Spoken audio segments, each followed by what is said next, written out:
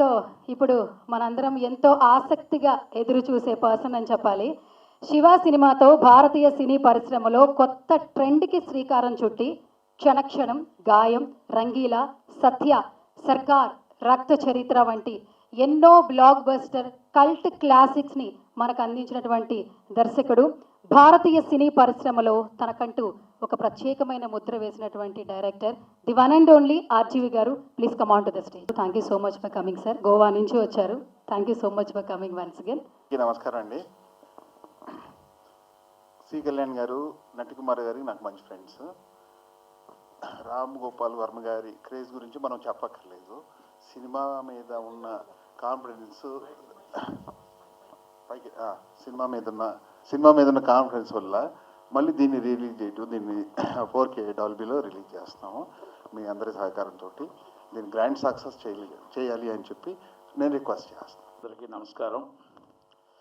నాకు ఫ్రెండు అంటే ఇటు సి కళ్యాణ్ ఫ్రెండే, నాకు మురళీకృష్ణ గారు ఫ్రెండే, వర్మ గారు కూడా నాకు క్లోజ్ ఫ్రెండే. సెంటర్కి రావాలా? మురళీకృష్ణ గారు కూడా నాకు, అందరూ వర్మ గారు కూడా నాకు క్లోజ్ ఫ్రెండే. మా జర్నీ ఈజ్ 22 years వర్మ గారితో నాకు.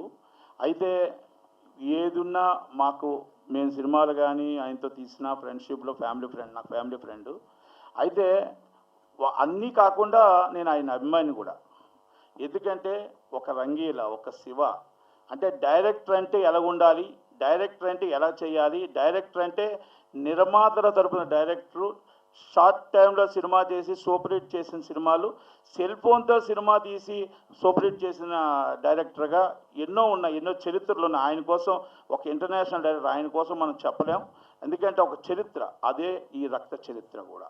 ఒక రక్త చరిత్ర సినిమా తీసేటప్పుడు ఒకప్పుడు ఫ్యాక్షనిజం అంటే ఏంటి, ఎన్ని కుటుంబాలు కూలిపోయాయి, రెండు కులాల మధ్యన, రెండు వర్గాల మధ్యన నలిగిపోయిన ఎన్నో ప్రాణాలు పోగొట్టుకున్న ఒక కుటుంబాలని అందరినీ ఆలోచించి ఆ సినిమాని అందరి దగ్గరికి వెళ్ళి ఆమోదకరిపి చేసుకొని మ్యాక్సిమం దగ్గరగా సినిమా తీసని వ్యక్తి ఎవరైనా ఉంటే అది రామ్ గోపాల్ వర్మ గారు. ఇదే రక్త చరిత్ర. ఇది రాయలసీమలో ఒకప్పుడు ఎలాగుండేది, ఇప్పుడు రాయలసీమ రత్నాల సీమగా ఇప్పుడున్న వాళ్ళ పిల్లలు రోడ్లు మొత్తం రోడ్లు ఎలాగున్నాయి, ఇల్లులు ఎలాగున్నాయి. ఇప్పుడు రామ్ గోపాల్ వర్మ గారు గత చరిత్ర ఎందుకు చూపించారంటే ఎంత కోల్పోయారు అనేది. ఇప్పుడు కూడా మళ్ళీ రిలీజ్కి చాలామంది ప్రేక్షకులు అందరూ అడుగుతున్నారు, మేము చూడాలి, ఇప్పుడున్న జనరేషన్ ఆ సినిమా చూడాలి, ఎంత నష్టపోయాం, ఎలాగైపోయాం. మట్టి రోడ్డులో వెళ్తుంటే ఎక్కడ బాంబులు వెళ్తుందని భయపడేవాళ్ళు ఈరోజు బంగారమైన రోడ్లు, కియా కార్లు, మొత్తం టోటల్గా పరిశ్రమలు పెరిగి అద్దాల మేడలు వస్తూ ఉంటే, రాయలసీమలో రత్నాల సీమగా పెరుగుతూ ఉంటే ఆనాడు ఎంత కోల్పోయాం, ఎంత బాధపడ్డామని చూస్తున్న ఇప్పుడు సాఫ్ట్వేర్ ఎంప్లాయీస్ పిల్లలు పెద్ద జాబుల్లో ఉన్నారు. కనుక వాళ్ళందరూ కూడా మా తాతలు ముత్తాతలు మా నాన్నలు ఎంత నష్టపోయారో అనేది మళ్ళీ అడుగుతున్న ప్రేక్షకుల కోరికపై మళ్ళీ సినిమా వేయడానికి మనం ముందుకు రావడం, వర్మ గారు కూడా ఈ సినిమాని అంగీకరించి సినిమాని రిలీజ్ చేయడానికి ఆయన మళ్ళీ బొంబాయి నుంచి సినిమా షూటింగ్లో బిజీగా ఉన్నా కూడా రావడం, ఈ సినిమాకి మేము ఎక్స్పెక్ట్ చేస్తుందంతా కూడా 400 థియేటర్లు ఎక్స్పెక్ట్ చేస్తున్నాం. ఎందుకంటే ఇది రెగ్యులర్గా ఒక షోతోనో ఆగిపోయే సినిమా కాదు. మళ్ళా రేపు 17వ తారీఖు నాడు 400 థియేటర్లు రిలీజ్కి అంత నెట్లో అంతమంది అడుగుతున్నారు. కనుక సాటర్డే నాడు 4 o'clock బుకింగ్ ఓపెన్ అవుతుంది. ఆ బుకింగ్ బట్టి సి క్లాస్ దాకా సినిమా వెళ్ళాలి, రెగ్యులర్గా రన్ అవ్వాలి, రెగ్యులర్గా రన్ అవుతుందని చెప్పేసి నేను ఆశిస్తూ ఉన్నాను.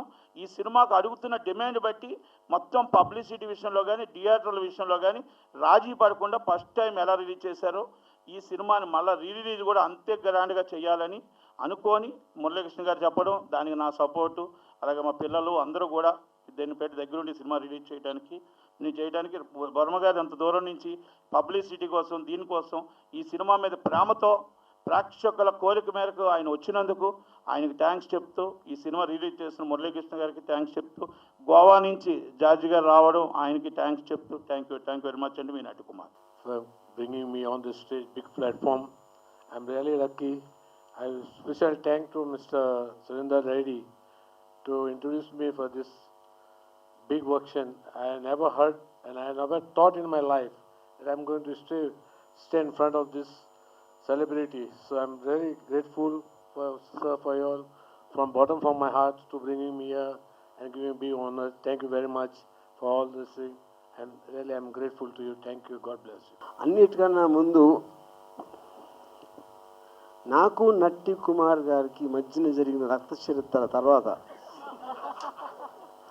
మళ్ళీ మేము ఒకే స్టేజ్ మీద మళ్ళీ రక్త చరిత్ర ఈసారి ఫ్రెండ్స్గా కలిసిపోయి రిలీజ్ చేయడం అనేది ఒక ఆబ్వియస్లీ మీ రియాక్షన్ బట్టి తెలిసిపోయింది సార్. యా, ఇప్పుడు ఈ సందర్భంగా ఒక సీక్రెట్ చెప్తాను. ప్రతీకారమే లోక వినాశకం మహాత్మా గాంధీ, ప్రతీకారమే పరమ సోపానం మహాభారతం. ఈ రెండు కూడా వాళ్ళిద్దరూ ఎప్పుడు అనలా. అది నేను పెట్టినప్పుడు ఆయన ఎందుకు ఎప్పుడు అన్నారంటే ఎవరు పట్టించుకుంటారు, ఎవరు తెలియదు.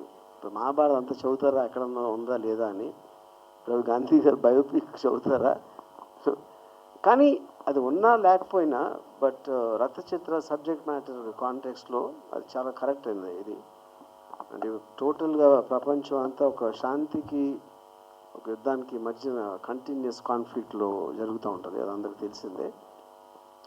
అండ్ డెఫినెట్గా రక్త చరిత్ర నా కెరీర్లో చాలా స్పెషల్ ఫిల్మ్ అది. ఎందుకంటే ఆ పర్టికులర్ అప్పుడు జరిగిన స్టోరీ అనేది దాంట్లో క్యారెక్టర్స్ ఇన్సిడెంట్స్ నేను చాలా విపరీతంగా స్టడీ చేసి చేయటం జరిగింది.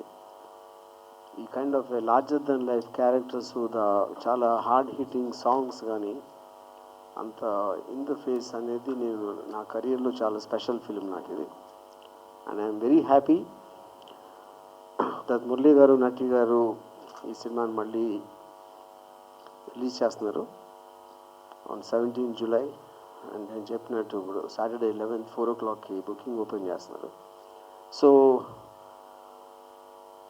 I really looking forward to watch the film in the theatres. And thank you very much. Yeah, ఒక్క క్వశ్చన్ సార్, ఏమైనా అంటే ఫ్రాంచైజీలు మళ్ళీ పార్ట్ 3 అట్లా ఏమన్నా ప్లాన్ చేసే సిచ్యువేషన్స్ ఉన్నాయి? రక్షేత్ర 2లో ఉన్న వాళ్ళు అందరూ పోయారు, ఇప్పుడు ఎవరితో తీయాలి? కొత్త వాళ్ళతో. కొత్త వాళ్ళతో కాదు కదా, ఆ క్యారెక్టర్స్ అప్పుడు ఉన్న క్యారెక్టర్స్ ఎవరెవరి మీద బేస్ చేసి అనేది అందరికీ తెలిసిన విషయం. ఆ పేర్లని వాళ్ళలో ఎవరు ఇప్పుడు లేరు, ఉన్న వాళ్ళకేమో ఇప్పుడు అంత సీన్ లేదు. మన టాలీవుడ్లో మల్టీ స్టార్లలో ట్రెండ్ నడుస్తుంది సార్. సో ప్రతి సంక్రాంతికి ఒక మల్టీ స్టార్ ఖచ్చితంగా వస్తుంది. సో ఆర్జీవి గారి నుంచి మేమేమైనా మల్టీ స్టార్ ఎక్స్పెక్ట్ చేయొచ్చా ఫ్యూచర్లో? నో. 1 minute క్వశ్చన్ అడిగాను సార్, ఒక్క సెకండ్లో నో చెప్పారు. ఆన్సర్ అంతే ఉండాలి. అంటే ఇంక ఇంట్రెస్ట్ లేదా మల్టీ స్టార్లు చేసే?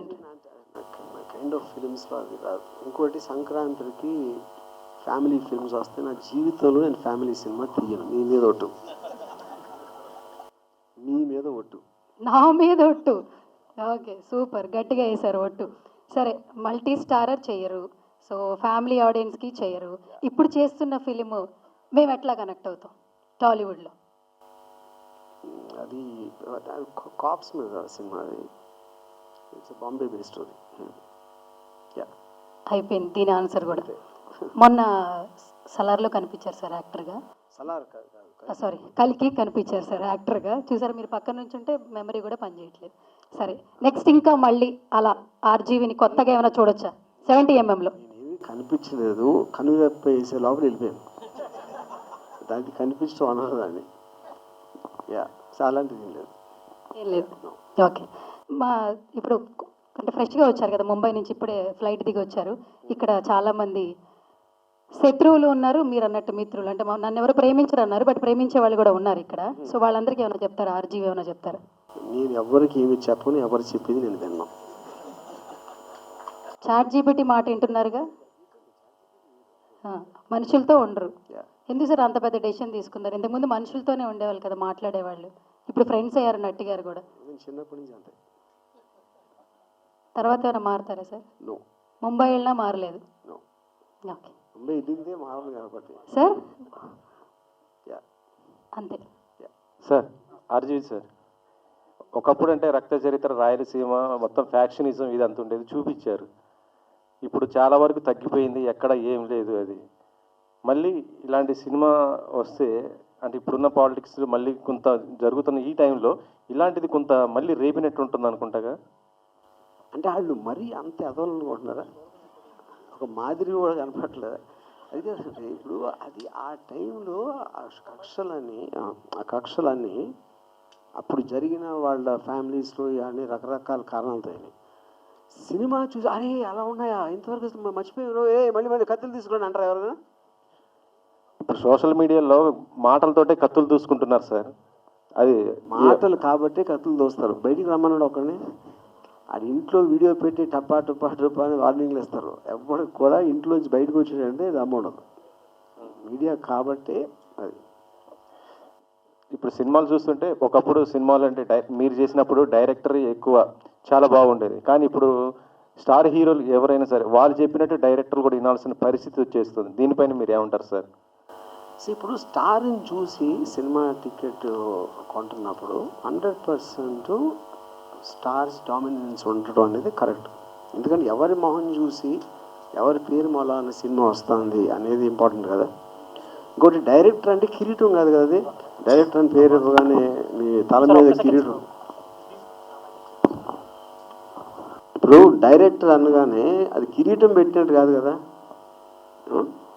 అప్పుడు డైరెక్టర్ తనకి స్టార్ని కన్విన్స్ చేసే కెపాసిటీ ఉందా లేదా అనేది మెయిన్ పాయింట్ అక్కడ. బట్ స్టార్ అనేది by definition he is the person who's running the business. అలాంటప్పుడు తనకే ఉండాలి. సో మీ గురించి మళ్ళీ ప్రత్యేకంగా అడిగినా కూడా మన చిన్నతనం అవుతుంది, మళ్ళీ తక్కువ అవుతుంది.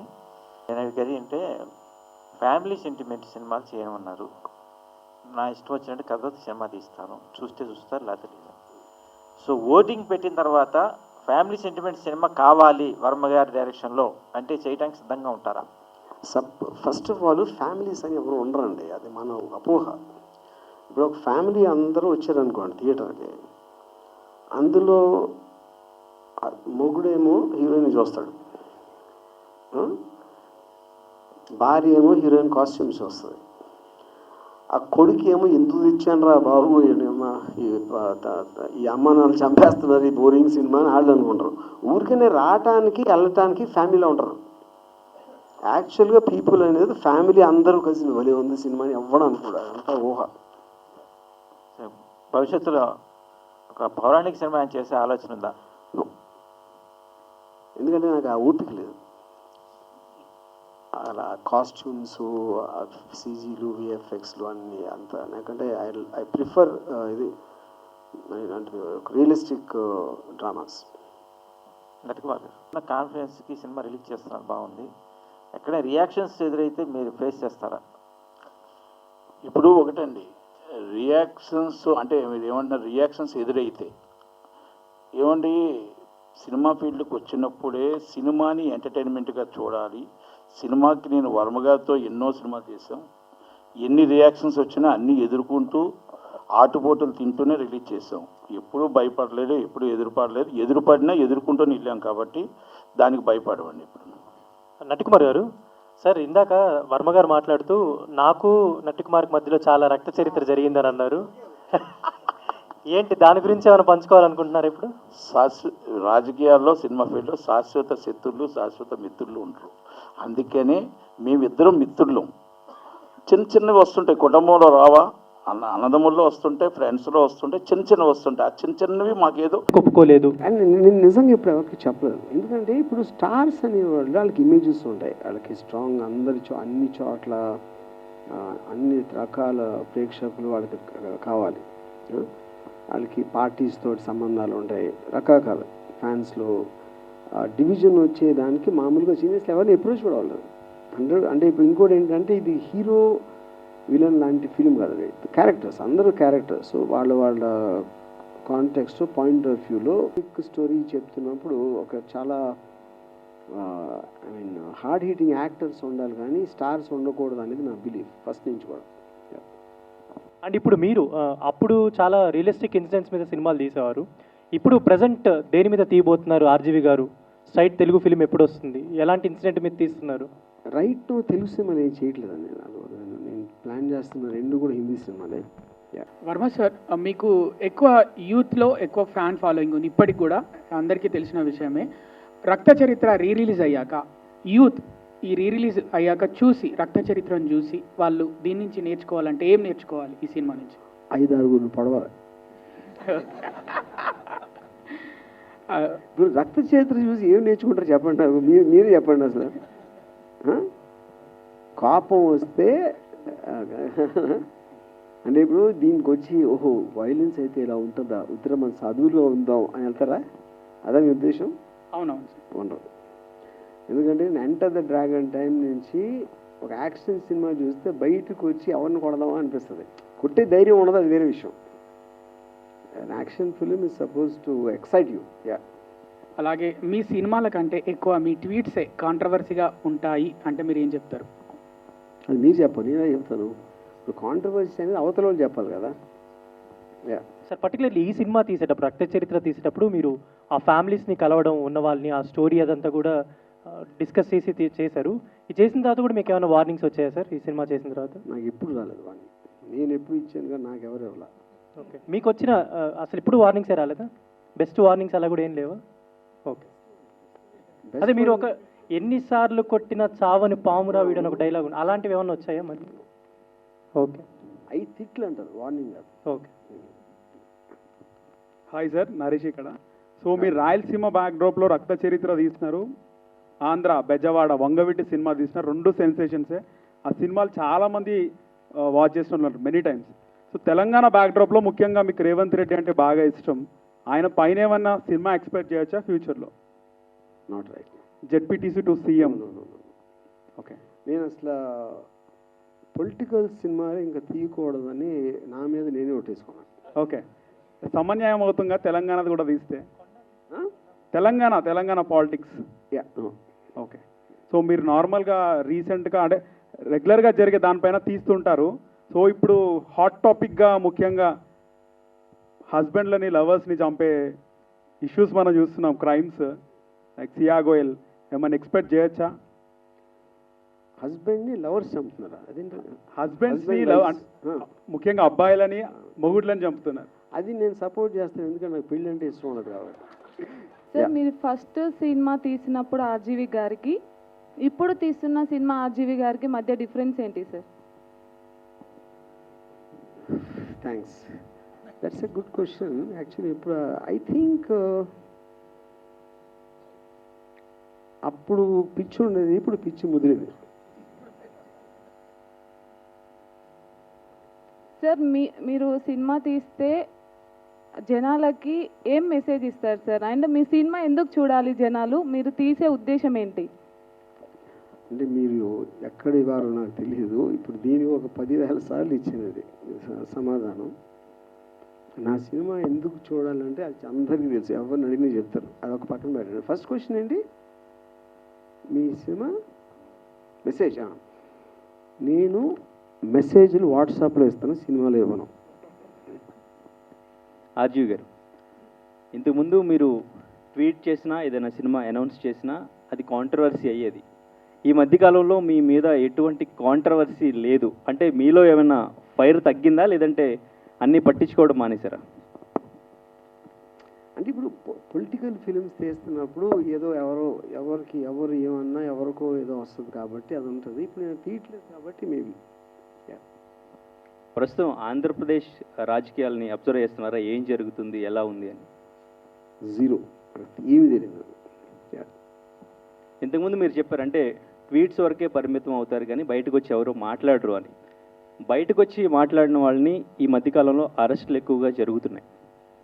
వాటి మీద మీ కామెంట్? అంటే నాకు స్పెసిఫిక్ ఇన్సిడెంట్స్ నాకు నిజంగా తెలియదు. అంటే ఈచ్ దానికి అరెస్ట్ అనే దానికి ఒక ప్రొసీజర్ ఉంటుంది. వాళ్ళు ఏమన్నారు, అది ఏ సెక్షన్ కిందకు వస్తుంది, ఇలాంటి రకరకాల ఫ్యాక్టర్స్ ఉంటాయి కాబట్టి I can't say. Sir me latest movie ఏం రాబోతుంది సార్? తెలుగులో ఎప్పుడు తీస్తారు? తెలుగులో తీయట్లేదు ఇప్పుడు ప్రస్తుతానికి. సార్ మైథాలజీ మూవీ తీయాలి అని అంటే ఓపిక లేదు అన్నారు కదా, ఇప్పుడే చెప్పండి. సో అంటే ఓపిక లేదు అని అంటే ఆర్జీవి గారు ఓల్డ్ అయ్యారని ఒప్పుకుంటున్నారు? పేషెన్స్ ఓపిక డిఫరెంట్.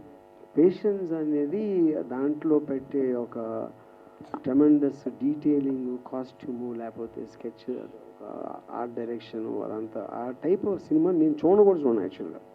మోస్ట్లీ నాకు రియలిస్టిక్ డ్రామాస్ అనేది ఇంట్రెస్ట్ ఉంటుంది కాబట్టి. ఆర్జీవి గారు ఇక్కడ సరే కదా, నా పేరు విశ్వనాథ్ అండి, మీకు పెద్ద ఫ్యాన్. నాగార్జున గారితో శివ లాంటి బ్లాక్ బస్టర్ సినిమా తీశారు, మళ్ళీ ఆయనతో చేసే ఉన్న ఐడియా ఉందా? ఏమైనా డిస్కస్ చేశారా?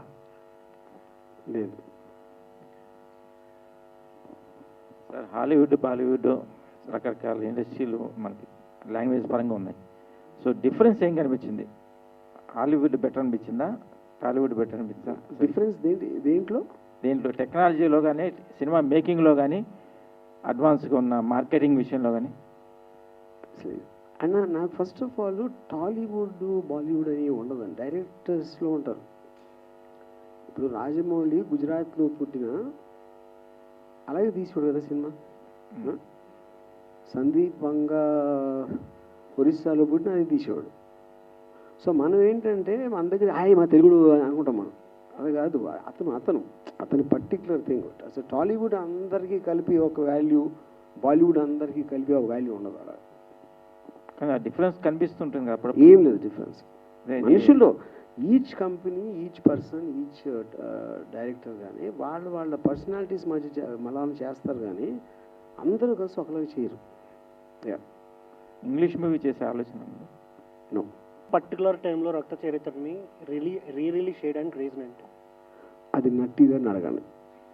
ఎవరైనా చెప్పచ్చు. రీ రిలీజ్లు చేసి డబ్బులు సంపాదిస్తున్నారని చేస్తున్నారా, లేదా ఈ పర్టికులర్ టైంలో ఆడియన్స్ ఈ సినిమా చూడాలి అని అనుకుంటున్నారని చేస్తున్నారు? ఎవరైనా చెప్పచ్చు. ఎనీవన్. ఇప్పుడు రీరిలీజ్ ట్రెండ్ తీసుకొచ్చింది నేనే, ఫస్ట్ సినిమా స్టార్ట్ చేసింది నేనే. అంటే కొలవర్ 3 అవ్వచ్చు, తర్వాత సో మెనీ మూవీస్ చేశాను. అంటే రీరిలీజు ప్రేక్షకులు చూస్తున్నారు కాబట్టి గత మెమరీస్ అప్పుడు కొలవర్ 3 యావరేజ్ ఆడింది, మళ్ళీ తర్వాత వచ్చింది. అది అలాగే వర్మగారు శివ అప్పుడెప్పుడో చూసారు. ఆ జనరేషన్ ఇప్పుడు ఈ జనరేషన్ అడుగుతున్నారు. అంటే ఈ జనరేషన్ శివగా వర్మగారి సినిమా అంటే అది చూడాలి. అలాగే మీరు నెట్లో కొట్టి చూస్తే రక్త చరిత్ర అనేది అంటే అప్పుడున్న డైరెక్టర్ వర్మ గారు ఎలా తీశారు అంటే ఇప్పుడున్న జనరేషన్ చూడాలి. అంటే 16 సంవత్సరాలు అయిపోయింది కాబట్టి సినిమా చూడాలనుకుంటున్నారు కాబట్టి కొన్ని మనీ కోసం సినిమా రిలీజ్ చేస్తాం, కొన్ని మెమోరీస్ కోసం సినిమా రిలీజ్ చేస్తాం. అలా ఇది కొంచెం మనీ అనేది పక్కన పెడితే మెమోరీస్ అనేది కంపల్సరీ సినిమా రిలీజ్ చేస్తే. ఇప్పుడు రామ్ గోపాల్ వర్మ గారు అనేది మనందరికీ తెలుసు, ఆ డైరెక్టర్గా ఆయన ఏ చరిత్ర అయినా సృష్టించాడు. అలాంటి సినిమాలు మీరు ఇందాక అడిగారు ప్రశ్నలు. అప్పుడు మీరు ఆయన ఇప్పుడు ఓల్డ్ అయిపోయారు, ఆయన ఓల్డ్ అవ్వలేదు, ఆయన ఎప్పుడు యంగే, ఏ రోజైనా యంగే. ఇప్పుడు తలుచుకుంటే ఇప్పుడు కూడా కథే హీరో ఉంటాడు తప్ప ఎప్పుడు హీరోని పెట్టి సినిమా తీయడు. ఆయన కథని హీరోగా సృష్టిస్తాడు. ఈ సినిమాలో కూడా కథే హీరో కనుక ఆ సినిమాని అక్కడ ఎప్పుడు సెన్సేషనల్ చేసిందో మళ్ళీ సెన్సేషనల్ సినిమాని మళ్ళా ఒక్కసారి ఈ సినిమా ప్రేక్షకుల ముందుకు అడిగిన ప్రకారం తీసుకొద్దాం అన్న ఆలోచనతో నేను వచ్చి మురళీకృష్ణ గారికి చెప్పడం, మళ్ళీ సి కళ్యాణ్ గారికి చెప్పడం, వర్మ గారు నేను రిక్వెస్ట్ చేయడం, ఈ సినిమా రిలీజ్కి రావడానికి అవకాశం వచ్చింది. అంటే ఈజ్ మెమోరీస్ అంటే ప్రేక్షకులు అడుగుతున్నారు కాబట్టి మనం కొన్ని వేస్తాం అంతే. కొంతమంది కాంట్రవర్సీ కింగ్ అంటారు. సో మీకు ఏ ట్యాక్? కొంతమంది తెంగరోడు అంటారు. అది మీ అందరు నవ్వారంటే అది కరెక్టే కదా. చెప్పండి ఇప్పుడు. సో మరి చాలా మంది ట్రోల్స్ చేసే వాళ్ళు కూడా ఉంటారు, కొంతమంది అభిమానించే వాళ్ళు కూడా ఉంటారు. సో వాళ్ళకి మీరేం చెప్పాలనుకుంటున్నారు? ఇప్పుడు ప్రతి ఒక్కరికి నోరు ఉంటుందండి, ప్రతి నోటికి ఒక ఒపీనియన్ ఉంటుంది. అలాగే నాకు కూడా ఉంటుంది. సో ఎవడ నోరు ఆడు పారేసుకుంటే ఏం ప్రాబ్లం? ఎంటర్టైన్మెంట్ అయితే వస్తుంది కదా అందరికీ. సో సినిమాల్లో రానిది అట్లీస్ట్ ఇలా అయినా వస్తుంది. సార్ వర్మ గారు, ఇప్పుడు ఎక్కువగా పాన్ ఇండియా సినిమాలు వస్తున్నాయి అన్ని లాంగ్వేజ్లో. అంటే తెలుగు సినిమా ఎక్కువ భాగం ఇప్పుడు తీసే వాళ్ళందరూ పాన్ ఇండియా అంటున్నారు. అది ఆ స్థాయిలో అది ఆ బిజినెస్ జరుగుతుందా, ఆ యొక్క ఇదిలో ఆడుతుందా? అంటే కొన్ని సినిమాలు వరల్డ్ వైడ్గా బ్రహ్మాండంగా ఆడాయి, కానీ ప్రతిదీ ఈ మధ్య పాన్ ఇండియా అంటున్నారు. అది వర్కౌట్ అవుతుందా? అయిన వాళ్ళకి అవుతుంది, అవన్న వాళ్ళకి అవ్వదు, అంతే కదా.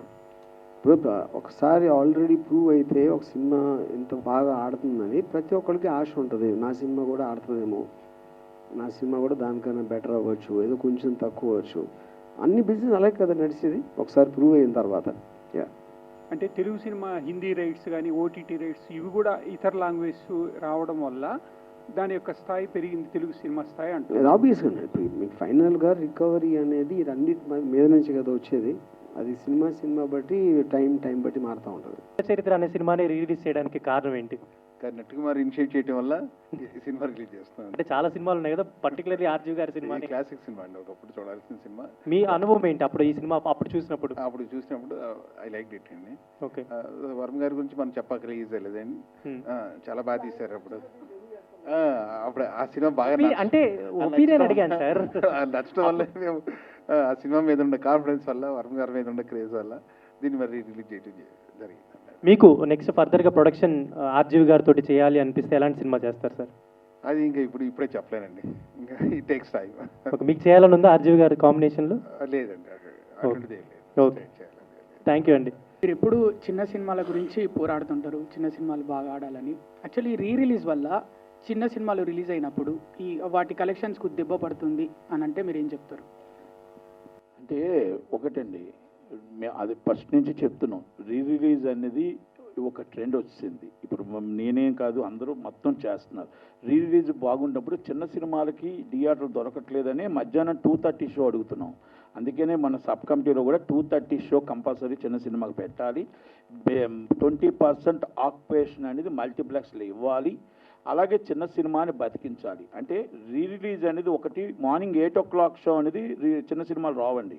చిన్న సినిమా ఎప్పుడు కూడా 2:30 షో వేస్తేనే వస్తాయి తప్ప 8 o'clock షో అనేది ఏంటంటే ఒక స్పెసిఫిక్ టైం, అంటే ఒక ఫ్యాన్స్ ప్రీమియర్ షో కానీ, లేకపోతే ఇప్పుడు ఈ సినిమా ఉందండి 8 o'clock షోలో ఓపెన్ అవుతున్నాయి. రేపు సాటర్డే 4 o'clockకి 11th. అయితే 8 o'clock షో ఎప్పుడు కూడా ఫుల్ అయిపోతుందండి. మీరు వేస్తే చూడండి, నేను ఇప్పుడు ఒక 30 సార్లు వేసి ఉంటాను. మన ఇది రెబల్ అనే సినిమా, అంటే వర్షం అన్నీ నేను వేసిన సినిమాలు. రెబల్ అనే సినిమా వేస్తే 8 o'clock ఎప్పుడు వేసినా ఫుల్లే. అంటే అది 8 o'clock షో అనేది అది ఫ్యాన్స్ అంటారు, అంటే ప్రీమియర్ షో అంటారు. దానికి చిన్న సినిమాకి సంబంధం ఉండదు. ఈ సినిమా ఒక్కసారి ఫుల్ అయిందనుకోండి, మళ్ళీ 11 o'clock 2 o'clock అలా వేసుకుంటూ వెళ్తారు. కనుక రిలీజ్ ట్రెండ్కి చిన్న సినిమాకి సంబంధం ఉండదండి. కనుక 2 o'clock షో అనేది కంపల్సరీ 2:30 షో వస్తేనే చిన్న సినిమా బతుకుతుంది. 20% మల్టీప్లెక్స్ ఆక్యుపేషన్ వస్తేనే చిన్న సినిమా బతుకుతుంది. 100 రూపాయల లోపు టికెట్ ఉంటేనే చిన్న సినిమా బతుకుతుంది. 50 రూపాయల లోపు తినుబండారాలు ఉంటేనే చిన్న సినిమా బతుకుతుంది. కార్మికుడు బతుకుతాడు. ఇది నాది ఇప్పుడు కాదండి, నేను 25 సంవత్సరాల నుంచి పోరాడుతూనే ఉంటాను. నేను ఉన్నంత వరకు పోరాడుతూనే ఉంటాను. అలాగని పెద్ద సినిమాకి వ్యతిరేకిని కాను. నేను చిన్న సినిమాకు సపోర్ట్ చేస్తూ పెద్దవాళ్ళు బాగుండాలి, చిన్నవాళ్ళు బాగుండాలి. అలా ఉంటేనే ఇండస్ట్రీ నిలబడుతుంది, లేకపోతే ఇండస్ట్రీ నిలబడదండి. ఇండస్ట్రీ నిలబడాలి అంటే అందరూ ఉండాలి, అందరంలో మనం ఉండాలి, అంతే. Anyway, jokes apart, I am very happy that Natti garu, Murli garu took initiative and releasing this film, and thank you very much. ఒక్కటి నా వర్మ గారితో నాకు రిక్వెస్ట్ ఏంటంటే, మేము మర్డర్ అనే సినిమా చేసాం, మా పిల్లలు చేశారు, అది పెద్ద హిట్. తర్వాత మర్డర్ 2 ఒకవేళ చేస్తే వర్మ గారు మాకు చేస్తారా? ఆయన టైం దొరికితే ఈ లోపల నేను మర్డర్ అవ్వకపోతే ఎనీవే, యా, మురళీ గారు ప్రొడ్యూస్ చేస్తేనే చేస్తా. మురళీ గారు నటి గారు కలిసి, ఆయన ఆల్రెడీ చేయను అని చెప్పారు ఆయన.